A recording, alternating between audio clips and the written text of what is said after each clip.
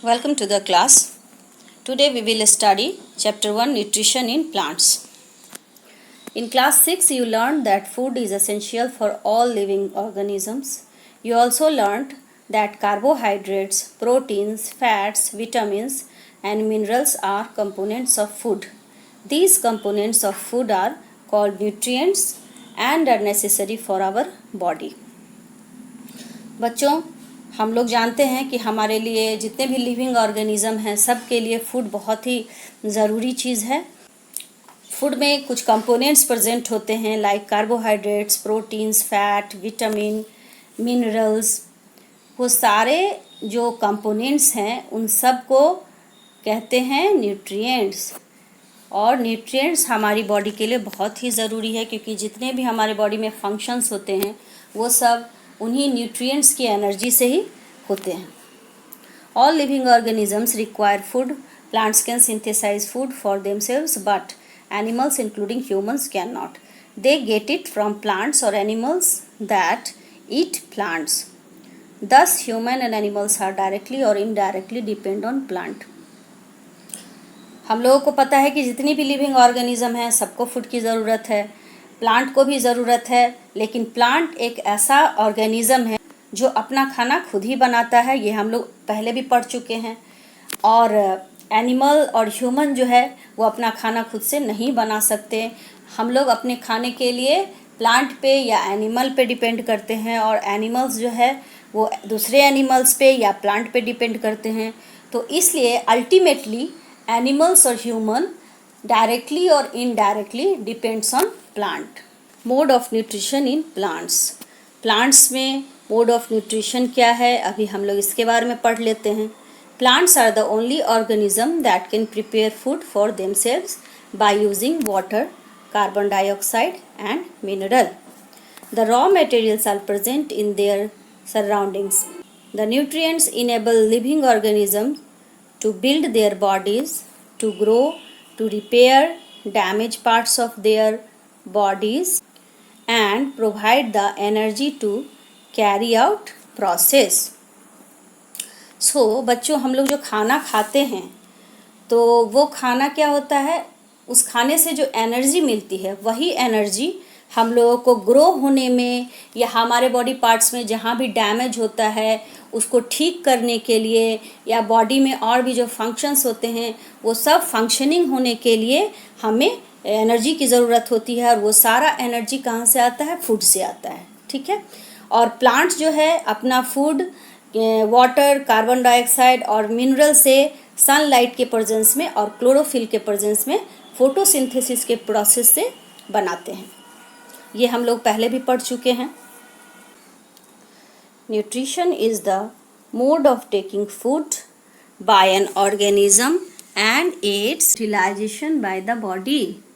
The mode of nutrition in which organism make food themselves from simple substance is called autotrophic.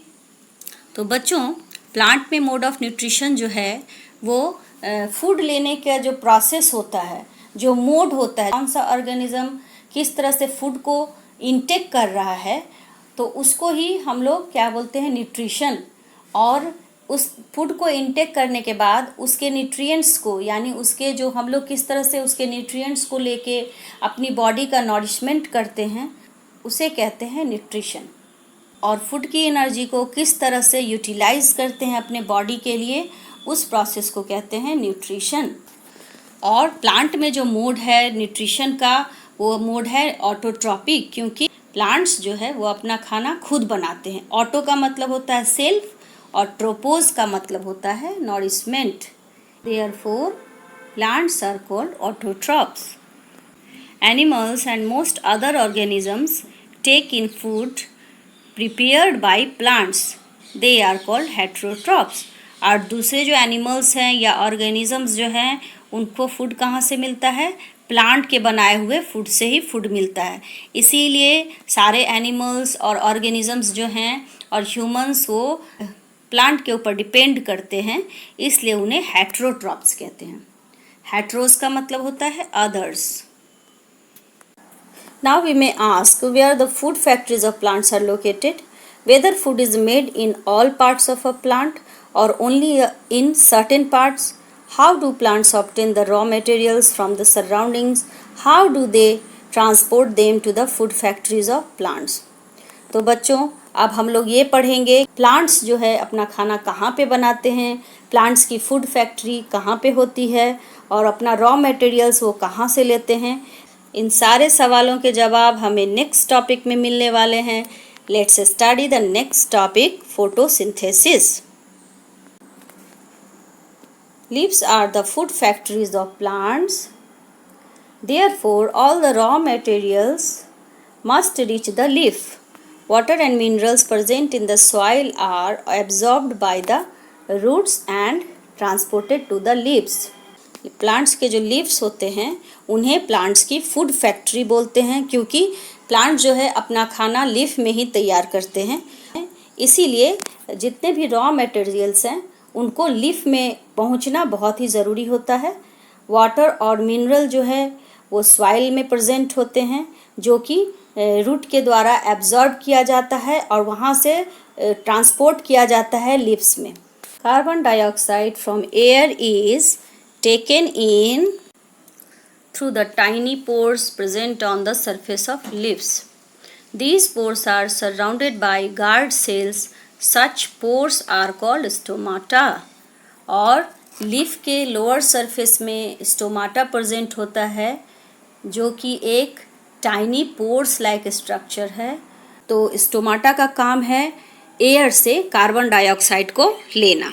C children, this diagram, this is the inner sectional diagram of leaf. यहाँ देखिए ये stomata है, यहाँ stomata है और stomata के guard cells होते हैं. ये देखिए यहाँ पे ये गार्ड सेल्स हैं. और क्लोरोफिल जो एक पिगमेंट होता है, ग्रीन पिगमेंट, वो लीफ में ही प्रेजेंट होता है. क्लोरोफिल के बिना फोटोसिंथेसिस इम्पॉसिबल है. Water and minerals are transported to the leaves by the vessels which run like pipes throughout the root, the stem, the branches and the leaves.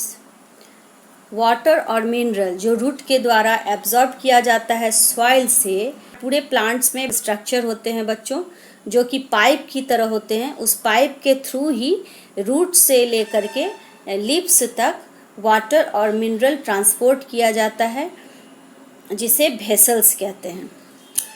They form a continuous path और passage for the nutrients to reach the leaf. They are called vessels. You learn more about transport of materials in plants in chapter 11. तो बच्चों ये vessels जो है just like हमारे body में जैसे nerves होते हैं, नर्व्स के थ्रू ही हमारे बॉडी में ब्लड सर्कुलेशन होता है और न्यूट्रिएंट्स एक पार्ट से दूसरे पार्ट तक में पहुंचाया जाता है. उस तरह से प्लांट्स में जो है वेसल्स होते हैं पूरी बॉडी में, स्टेम में, लिप्स में, पूरी प्लांट्स की पूरी बॉडी में जितने न्यूट्रिएंट्स हैं वो सारे इस वेन्स के थ्रू ही प्लांट्स की पूरी बॉडी में ट्रांसपोर्ट किए जाते हैं. The lips have a green pigment called chlorophyll. Children, मैं जितने भी लाइंस को अंडरलाइन कर रही हूँ आप उसको नोटबुक में ज़रूर से लिख लें, क्योंकि ये बहुत इंपॉर्टेंट पॉइंट्स हैं. It helps leaves to capture the energy of the sunlight. तो बच्चों क्लोरोफिल एक तरह का पिगमेंट होता है, ग्रीन पिगमेंट, जो प्लांट्स के लीफ में प्रेजेंट होता है. और क्लोरोफिल जो है वो सनलाइट की एनर्जी को ट्रैप करने के लिए हेल्प करता है. This energy is use to synthesize food from carbon dioxide and water. Chlorophyll जो सनलाइट की एनर्जी को ट्रैप करता है, वही एनर्जी कार्बन डाइऑक्साइड और वाटर के साथ मिलकर खाना बनाने के लिए हेल्प करती है. Since the synthesis of food occurs in the presence of sunlight, it is called photosynthesis. Plants जो हैं वो सनलाइट के प्रेजेंस में ही अपने फूड को प्रिपेयर करते हैं, इसलिए इस प्रोसेस का नाम है photosynthesis. Okay, so we find that chlorophyll, sunlight, carbon dioxide and water are necessary to carry out the process of photosynthesis. It is a unique process on the earth. The solar energy is captured by the leaves and stored in the plants in the form of food. Thus, sun is the ultimate source of energy for all living beings. Okay? तो बच्चों ultimately सन ही क्या हुआ, वो source हुआ जहाँ से सारे living organisms को एनर्जी मिलती है. ठीक है. Can you imagine life on earth in the absence of photosynthesis? In the absence of photosynthesis, there would not be any food.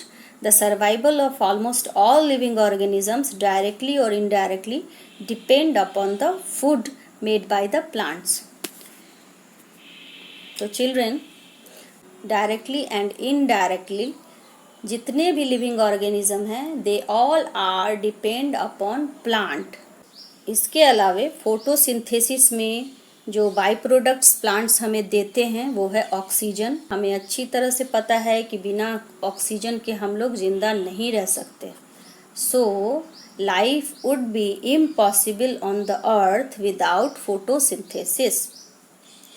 During photosynthesis, chlorophyll containing cells of leaves in the presence of sunlight use carbon dioxide and water to synthesize carbohydrates. The process can be represented in an equation. See children, photosynthesis process is represented in the form of equation here.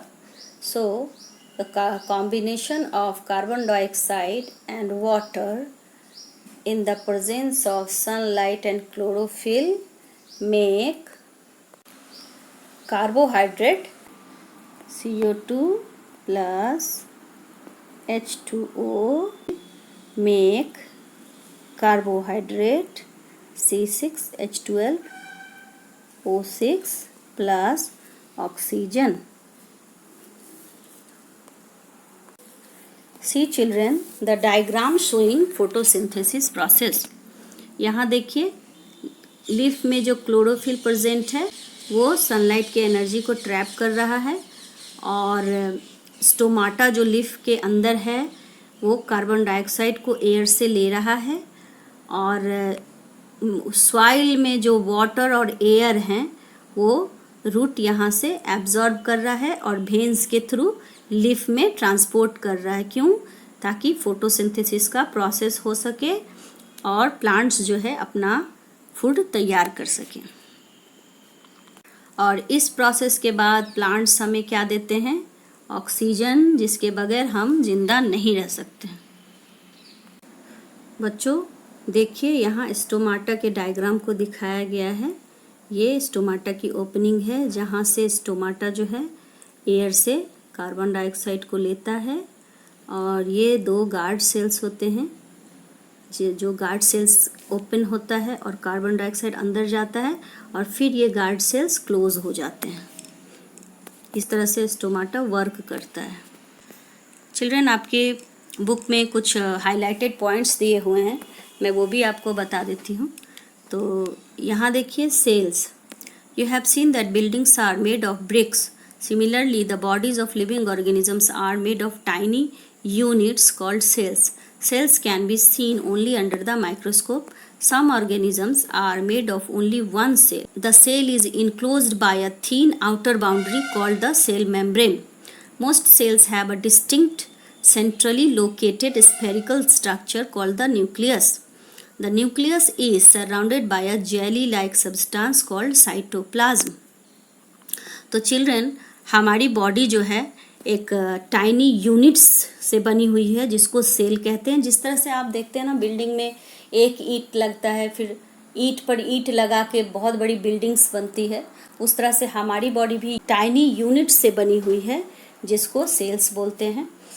Sales को हम लोग naked eye से नहीं देख सकते हैं. Cell को देखने के लिए हमें माइक्रोस्कोप से देखना होगा. कुछ ऑर्गेनिज्म जो होते हैं वो सिंगल सेल के बने होते हैं जिनको यूनिसेलुलर कहते हैं, और जो ज़्यादा सेल से बने होते हैं उसे मल्टी सेलुलर कहते हैं. सेल के बाहर एक आउटर बाउंड्री होती है, थीन आउटर बाउंड्री होती है जिसे कहते हैं सेल मेम्ब्रेन. देखिए ये सेल है और सेल के बाहर ये जो आउटर बाउंड्री है ये वाली, इसको कहते हैं सेल मेम्ब्रेन. और सेल में एक सेंट्रली लोकेटेड स्फेरिकल स्ट्रक्चर होता है जिसे कहते हैं न्यूक्लियस।